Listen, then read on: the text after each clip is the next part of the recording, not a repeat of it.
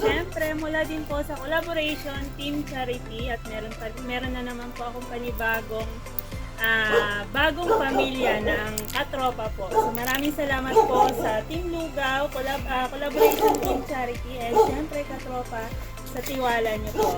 At nandito po tayo ngayon kasi po meron po tayong emergency charity ngayon sa May 5. Nagaganapin po sa 13, Martires Cavite again. So ito po hindi po natin inaasahan kasi unang-una, nagkwentuhan lang po kami ni Tatay January ng Team Ultra. So, hindi ko po inaasahan na mga open niya yung ganitong pangyayari. Yung April 7 daw po, papunta po sila ng charity ng Team Damusak sa may Apimonong Quezon na nagkaroon ng aksidente. Sila po yung na-aksidente at yung napuruhan po talaga is yung apo nila. So, siya po, ang mister niyo po is kabilang sa Team Ultra po. Ayan, Team Ultra Mendez. Makakapanayan po natin yung lola ng bata na si Ivan. Hello, Ivan! Ayan, nakaupo lang si Ivan. So, ma'am, pakilala po kayo, ma'am, sa kanila po. Ako po ang lola ni Ivan. Ivan J.Lo Ragulo. Ako po yung kasama nung nangyari.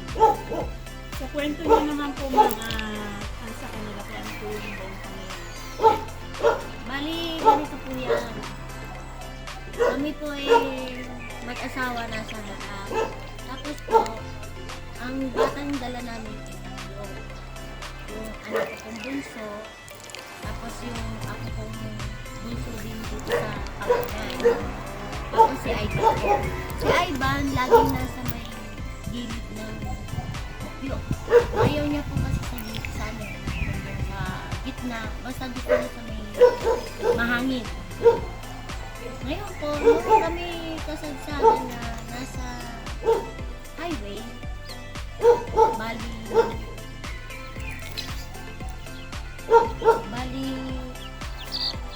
ang nangyari po nun, may nag-cut sa amin eh. Hindi ko po alam kung pajero o ano. Nag-cut siya ngayon, akala namin dadiretso siya. Ngayon, ang nangyari, umistop siya. Hindi na po namin maiwasan bali, pinagilid ng asawa ko. Pagkabig niya, tumagilid po yung aming sinasakyan, sakyo. Ngayon po, pagka nun, si Ivan mismo napatila po.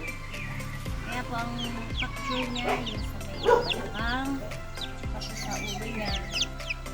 Yun po ang inaano ko po yung sa ulo. Kailangan ko po sana pasigislan. Kaya humingi po ko sana ng tulong para sa ako po. Ayos naman po na siya maglakad, pero kailangan po pa rin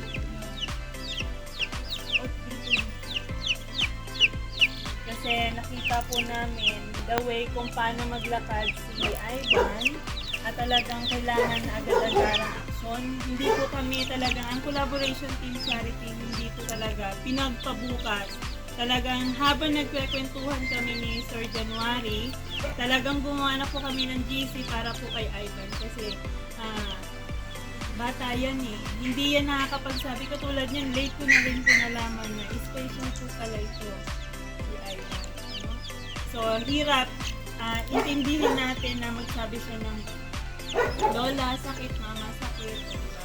Kasi special po siya. So, sana po sa darating po na May 5 sa emergency charity po ng collaboration Team Charity. At syempre, kasama po namin ang Team Ultra.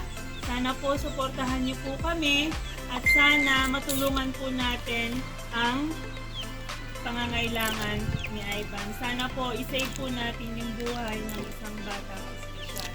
Kami po ay humihingi ng agarang suporta na sana po suportahan niyo po kami sa May 5 sa 13 Martires po. Sana please po kami po ay humihingi ng kaunting din po, dasal na sana gumaling. Hindi naman pagpapakalamukha. Kapara sa mukha.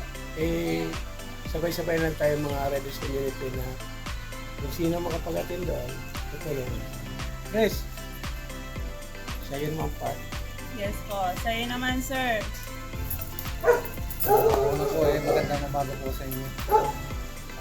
Ako po si Jojo Garenya, ang presidente ng main Team Ultra dito sa Bandes. Unang-una po ay nagpapasalamat ako kay Mancia, kay Bro, na nag-abala para ma-interview itong aming pasyente.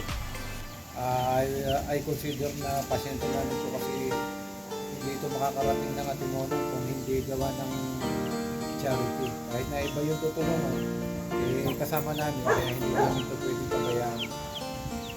Sa lahat po ng community riders na sumusuporta at tumutulong para kay Ivan, ngayon pa lang po nagpapasalamat na kami. Ang pamilya ni Ivan, kami team yung kababaang loob na nagpapasalamat sa mga ginagawa ng tulong, lalo po dito sa mag-asawa ni Mancia. Hindi po namin nakain na magkalaga nito to, kaya sana sa mga darating na araw kami naman ang makatulong sa mga kailangan nila.